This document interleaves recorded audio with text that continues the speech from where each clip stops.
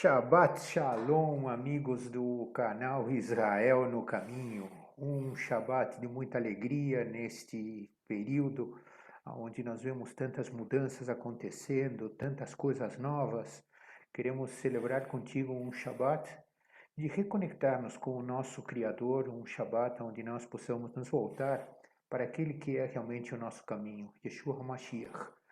Eu estou em São Paulo, sou Sami Stachover e eu tenho comigo meu companheiro, meu irmão querido José Adelcio de Moraes, que também está em São Paulo.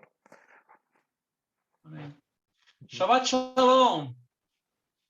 Muito bem, Vamos lá! pessoal. O José Adelcio está sorridente hoje, ele está contente. Então, vamos espalhar a alegria de Yeshua em todas as coisas que nós formos fazer hoje. E a paraxá que nós estamos conversando com vocês hoje é Hugat. Hugat em hebraico quer dizer prescrições ou ordenanças, que são as ordenanças da lei, as ordenanças que a Torá nos trouxe. Está em Números, Bamidbar 19:1 a 22:1. Estamos também com Haftará em Juízes 11, de 1 a 33, e João 3, de 10 a 21. E o Salmo 95. E essa paraxá, ela é muito, mas muito rica. Ela começa com uma série de novidades e fala de uma tal de novilha vermelha. Eu sei que o José Adelcio vai entrar um pouco mais nesse sentido, mas eu queria mostrar para vocês que em Bamidbar 19 e 18, um homem limpo tomará isopo e o molhará naquela água e aspergirá sobre aquela tenda e sobre todo o utensílio e sobre as pessoas que ali estiverem, como também sobre aquele que tocar nos ossos ou alguns que foi morto ou faleceu, ou numa sepultura. Ou seja, as cinzas desta novilha eram realmente uma presença poderosa da ação maravilhosa do Eterno. Nessa paraxá também nós temos a novidade aonde Aron vai ser recolhido, mas também nós temos várias guerras com muitas vitórias para o povo de Israel.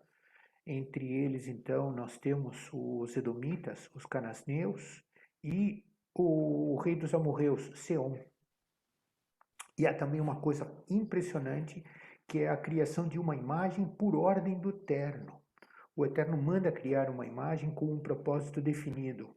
Bamidbar 21, ele diz de que, no versículo 8, disse o Eterno a Moisés, faz uma serpente abrasadora, põe-na sobre uma haste, e será que todo mordido que a mirar viverá. Fez Moisés uma serpente de bronze e a pôs sobre uma haste, sendo alguém mordido por alguma serpente, se olhava para a serpente de bronze, sarava. Também eu tenho quase certeza de que é um dos tópicos que o José Adelcio, na sua visão profética, vai estar falando com todos nós. Mas eu queria me focar em Bamidbar 20, no versículo 7, que diz: Disse o Eterno Moisés: Toma o bordão, ajunta o povo, tu e Arão, teu irmão, e diante dele falai a rocha, e dará a sua água. Assim lhe tirareis a água da rocha, e dareis a beber à congregação e aos seus animais. Então Moisés tomou o bordão de diante do Eterno, como lhe tinha ordenado. Moisés estava num momento complicado. Essa gestão, ele já estava um pouco chateado porque o povo constantemente murmurava, o tempo inteiro se levantavam contra Deus, acusando Moisés e Arão de coisas que não tinham nada a ver. E Moisés simplesmente faz um erro. Moisés, em vez de bater, de falar com a rocha, ele bate na rocha. No versículo 11, nós vemos que Moisés levantou a mão e feriu a rocha 2 vezes com o seu bordão, e saíram muitas águas. E bebeu a congregação e os seus animais. Mas o Eterno disse a Moisés e Arão: Visto que não crestes em mim, para me santificares diante dos Bnei Israel, por isso não farás entrar este povo na terra que lhes dei. São estas as águas de Meribá, porque os filhos de Israel contenderam com o Eterno e o Eterno se santificou neles. Eu quero deixar claro de que, mais uma vez, o povo murmurou contra Deus. E Moisés errou, verdade. ele já tinha feito muita coisa boa, mas Deus, na sua forma correta, coerente e consistente, ele não poderia perdoar Moisés. E esse episódio das águas de Meribá, ele é celebrado todas as sextas-feiras no Kabbalat Shabbat, o recebimento do Shabbat, que é o Salmo 95, que nós conhecemos como Lechun Eranená. E este salmo, ele tem uma passagem que diz nos versículos 7 a 11: Ele é o nosso Elohim, e nós, povo do seu pasto, e ovelhas da sua mão. Hoje, se ouvirdes a sua voz, não endureçais o coração como em Meribá, como no dia de Massá, no deserto, quando vossos pais me tentaram, pondo-me à prova. Não obstante terem visto as minhas obras durante as 40 anos, eu estive desgostoso com essa geração e disse: é povo de coração transviado, não conhece os meus caminhos, por isso jurei na minha mão que não entrarão para o meu descanso. Pessoal, eu quero explicar para vocês de uma maneira bem detalhada. Nós, como povo de Deus, nós, como Yehudim, que somos vistos como o povo do livro, e o livro é a Torá, nós deveríamos ter João 3:10 de uma maneira muito clara, porque João 3:10 nos diz: Tu és mestre em Israel e não compreendes estas coisas. É lógico que este povo não compreendia estas coisas e cabe a nós hoje parar para pensar por que nós repetimos isso em todos os Kabbalat Shabbat. É muito fácil, para que nós nos lembramos de que quando murmuramos contra Deus, quando nos levantamos contra Deus, precisamos estar cientes das consequências do nosso erro. Precisamos ter certeza absoluta de que nós não vamos nos desviar para sofrer as consequências. Sim, verdade, você tem razão quando você olha para mim assim, Sami, mas Yeshua nos perdoou os pecados? Sem dúvida que sim. Mas e como é que vai o teu arrependimento diante dele? Como é que você se comporta diante do teu eterno Senhor, aquele que é Adonai Tsevaot, o Senhor dos Exércitos, aquele que é El Shaddai, o Todo-Poderoso? Como é que você se coloca diante dele e não tem a humildade de perceber que é só por sua misericórdia que nós fomos sarados? Aquela serpente que Moisés foi instruído a levantar é a imagem de Yeshua HaMashiach que nós precisamos manter muito clara em nosso caminhar. E essa imagem, que é instruída por Deus, é o prenúncio de que Yeshua, uma imagem viva, estaria diante de nós. Cuidado, cuidado com o teu murmúrio, cuidado com tuas queixas, cuidado com a tua postura diante do Eterno, porque certamente nós não estaríamos aqui hoje se não fosse a misericórdia dele. Naquele momento nós tínhamos Arão, Moshe, nós tínhamos os Kohanim, os sacerdotes, para interceder. E hoje, se não fosse Yeshua, aonde nós estaríamos, Adélcio? Pois é, Sami. Onde nós estaríamos? Você sabe que onde nós estaríamos toda vez que eu vou pregar é a primeira pergunta que eu faço antes de orar. Aonde nós estaríamos se não fosse o nosso Deus através de Yeshua? Com certeza, eu digo por mim, eu já não estaria vivo, porque Deus me resgatou de um mundo tenebroso. E eu só tenho que agradecer a Deus através de Yeshua pela vida. E a vida que Deus tem me dado é uma vida em abundância. Quando a gente fala em vida em abundância, eu não estou falando só prosperidade financeira, mas prosperidade em praticamente tudo o que fazemos.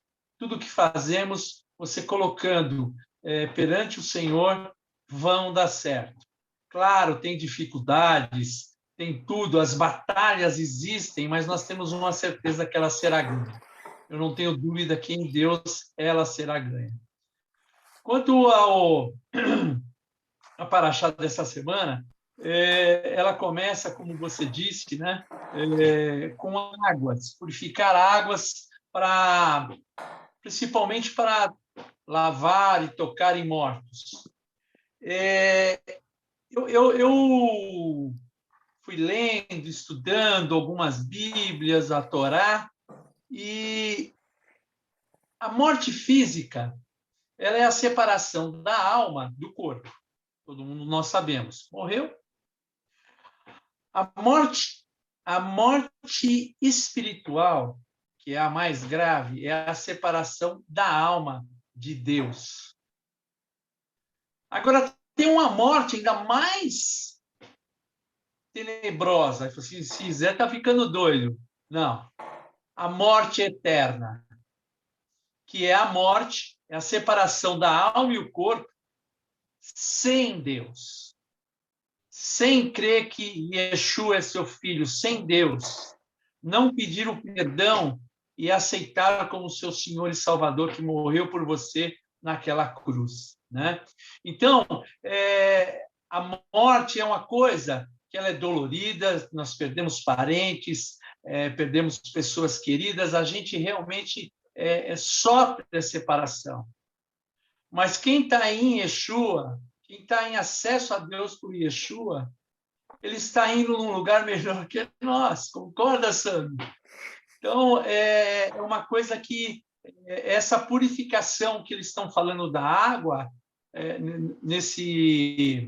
nessa paraxá, que está no início, né, da paraxá, no Números 19, no início, ali no 1, ele vai falar da novilha, porque só a água não é o suficiente. A água, a água para purificação, ela não é suficiente. O que nos leva, mais uma vez, a crer que existe algo maior que o judeu precisa ver, o que o gentil que crê em Yeshua precisa ver, é que existe algo maior. E essa algo maior é Yeshua.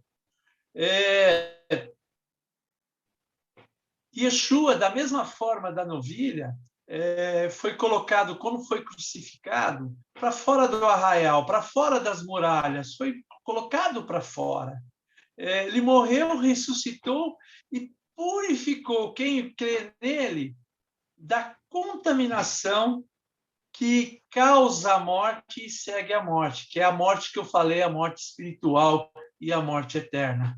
Então, é uma coisa que nós precisamos ainda estudar, mas as pessoas que estão ouvindo precisam entender que a morte eterna ela é muito grave, e só em Yeshua você não tem ela. Então, a questão da novilha, eu vejo ela como realmente como a figura de Yeshua, como a figura que foi colocado. E em Hebreus 9, de 13 a 14, vou até ler aqui, diz o seguinte: não por meio de sangue de bodes e de bezerros, mas pelo seu próprio sangue, entrou nos Santos dos Santos uma vez por todas, tendo obtido eterna redenção. Portanto, se o sangue de bode, de touros e cinzas de uma novilha aspergidos sobre os contaminados os santificam, quanto mais a purificação da carne, coisa que nós falamos da purificação, muito mais o sangue de Cristo, que pelo Espírito Eterno a si mesmo se ofereceu sem mácula a Deus, purificará a nossa consciência de obras mortas para servirmos o Deus vivo. Então, essa paraxá é muito rica porque ela nos ordena, primeiramente, nós nos purificarmos. Depois, nós termos como chegar a Deus, que é através de Yeshua. E no mesmo e as coisas vão seguindo. Tem a morte de Miriam. O nome Miriam quer dizer divindade, divindade agradável ao Senhor, e adivinha. Tudo leva a crer que ela também era profeta, porque ela estava numa liderança também num povo, estava à frente de um povo como mulher. Então, o que eu quero colocar como essa rocha que Moshe bateu é que uma correlação em relação a Yeshua. Yeshua primeiro foi massacrado, foi surrado, foi batido, foi tocado, e mesmo assim jorrou água, jorrou bênção. Hoje, você não bate, toda vez que você for bater em Jesus, você está pecando contra o Deus, você está pecando contra a divindade. Foi a mesma coisa que Moisés fez. Deus mandou ele falar com a rocha para dar água, ele foi lá e bateu. Isso causou um dano muito, muito grave, porque foi proibido de entrar na terra prometida.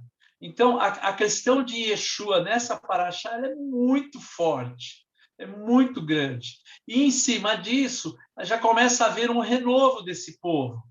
Existiu logo em seguida, como você falou, a morte de Abraão, né? De Arão, desculpa, a morte de Arão. E esse povo era um povo incrédulo. Esse povo viu cair maná do céu, água saindo de rocha, a água é como se fosse ouro e vai ser ouro. Nós estamos vendo aqui a própria cidade de São Paulo e algumas cidades do mundo sem água. Então, água vai ser ouro. E Deus proporcionou água num deserto. Quem conhece lá sabe a aridez que é aquilo, né? E mandou codornizes. É o que eu digo. Povo ingrato, coisa que nós temos que reavaliar como está a nossa vida com Deus. Que nós estamos fazendo o que Ele manda, seguindo o que Ele deseja de nós, ou estamos seguindo coisas naturais nossas, naturais do humano. Se nós estivermos nessa fase, nós temos que pedir perdão e realmente falar com Deus, falar com a rocha, para que venha água viva e você realmente mate a sua sede espiritual e seja purificado, né? Por quanto à serpente que existe nessa paraxá, essa paraxá é muito rica, daria várias pregações. Deus colocou serpentes venenosas no meio do povo e morreu muita gente mesmo. E o povo, de novo, foi pedir para o profeta. O que nós fazemos? Nós estamos morrendo por morte de serpente, tem serpente em todo lugar. Deus afrontando, né? Massacrando a ideia de Satanás, que Satanás é a serpente que rasteja desde o Éden, é a serpente viva que está hoje ainda, e nós temos que levar isso em consideração, que a tentação são grandes, né? Deus, eu falo assim, até tirando um sarro, sabe? Coloca uma serpente de bronze, a pessoa foi mordida, olhou para ela, está curado, né? Esse povo, será que não enxergava? E nós também, às vezes, hoje não estamos enxergando que se nós levarmos nossas coisas a Deus através de Yeshua, essa serpente de bronze não vai nos curar? Então, nós temos que viver isso, porque a serpente que rasteja, ela vai estar sempre te afrontando, sempre te colocando problema. Uma hora a internet que não pega quando você tem uma palavra rema, outra hora que você vai falar de Yeshua para uma pessoa, a pessoa não pode vir com um problema de doença. Ele vai estar sempre, mas ele sempre vai ser derrotado. As coisas de Deus sempre prosperam. Só o povo, esse povo que fala dessa paraxá, aonde eles passavam, onde eles passaram, teve vitórias. As pessoas não deixavam eles entrar. Nós não vamos entrar e vamos contra ti. Quantas tribos foram destruídas e o povo de Israel passou e conquistou? Foi o povo? Claro que não foi o povo. Tinha um Deus Todo-Poderoso à frente. Tinha um Deus, e eles não olhavam para isso. Sempre olhavam para a sua comodidade e para o seu bem-estar. Mas, em frente a essa serpente, deixo uma pergunta. Muita gente foi lá, que foi mordido, e se curou. Será que alguém foi lá em frente a essa serpente e agradeceu a Deus pela vida que ela estava levando, pela vida de abundância indo para a terra prometida que Deus prometeu? Não sei, eu acho difícil. Então, queridos, da mesma forma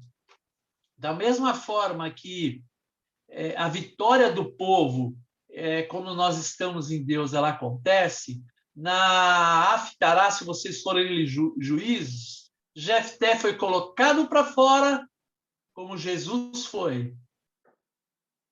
Só que foi jogado para fora e depois precisavam dele, trouxeram ele para dentro, porque nele está a vitória. E eu creio, falando da própria Brit Hadashah, a vitória está em Yeshua. Nós temos que crer em Yeshua como acesso a Deus. E na Brit Hadashah, em João 3, eu vou até colocar aqui, João 3, de 9 a 21. Eu acho importante eu ler isso para vocês, porque eu quero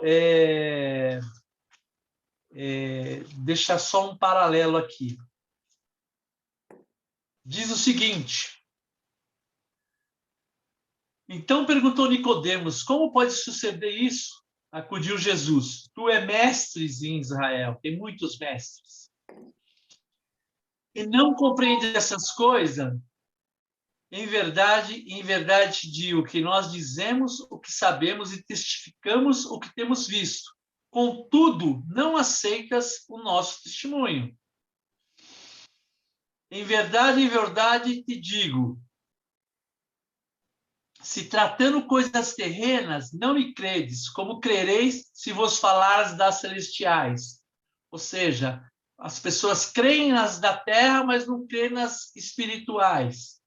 Ora, ninguém subiu ao céu, senão aquele que de lá desceu, a saber, o Filho do Homem, que está no céu, e de modo, porque Moisés levantou a serpente no deserto, assim importa que o Filho do Homem seja levantado, para que todo que nele crê tenha a vida eterna. É isso, essa é uma paraxá riquíssima. A gente poderia estar falando dela sobre muito, mas olhem para Yeshua, olhem para Yeshua como o caminho ao Senhor. Você não terá sede, não precisará bater e suas chagas, os seus males serão curados. Basta agradecer. Basta agradecer a Deus. Quase não saiu. Eu me emocionei um pouquinho. Basta agradecer ao nosso Senhor Jesus Cristo como o único caminho ao Senhor. É isso, meu amigo. Pessoal, eu acho que vocês ouviram uma essência muito grande com relação ao conteúdo dessa paraxá. Eu quero pegar um gancho contigo, José, explicar para vocês uma coisa. José dizia de que, aliás, é engraçado chamar de José, o Zé Adélcio dizia Glória a que Deus. o pessoal tinha todo dia de manhã maná na porta. Isso não fazia diferença. O pessoal tinha uma nuvem que os protegia do sol durante o dia, o sol abrasador do deserto. Não fazia diferença. Havia uma nuvem que guiava o povo o tempo inteiro para onde ir e para onde não ir. E ainda uma coluna de fogo para proteger o povo do frio do deserto. Isso não tinha valor. Moisés, por pior que tivesse sido o erro que ele cometeu, ele bateu na rocha e a rocha saiu água. Só que eu queria fazer um ponto aqui. O José falou sobre o ouro da água. Gente, lembrem-se de que este povo era de pelo menos 601 mil homens acima de 20 anos, sem contar os Levim, a tribo de Levi. Ou seja, nós estamos falando de um povo de aproximadamente 2 milhões de pessoas, pelo menos. E a água que saiu desta rocha alimentou 2 milhões de pessoas, pelo menos. Eu acho que nós vemos milagres todos os dias. Nós mesmos somos um milagre. Somos humilhados. Eu tive que dar risada quando o José Adélcio disse que até a internet nos atrapalha, como realmente nos atrapalhou hoje. Mas, por outro lado, quero mostrar para vocês de que tudo vai ser um problema se você não tiver um propósito. E o teu propósito é a vida que você dá ao teu Senhor, ao teu Criador. Este que deveria ser o verdadeiro propósito, para que você não vá sofrer essa morte espiritual. Lembre-se que essa morte espiritual vai te levar para um lugar onde não é bom. É um lago de enxofre. Eu gostaria de que você não fosse para este lago. Eu gostaria de que você parasse para examinar o porquê que o povo ouviu o Lechun Eranená. Por que o povo precisa ouvir o Lechun Eranená? Por que esse povo necessita de saber de que no deserto ele perdeu todas as chances de reconhecer a presença do Mashiach? E o Mashiach que nós chamamos de Cristo, ele é ungido, é aquele que Deus ungiu para nos ser o nosso ajudador, a presença poderosa de Deus nas nossas vidas. E é ele que nos inspira a dizer: o caminho, a verdade e a vida passa por Yeshua HaMashiach.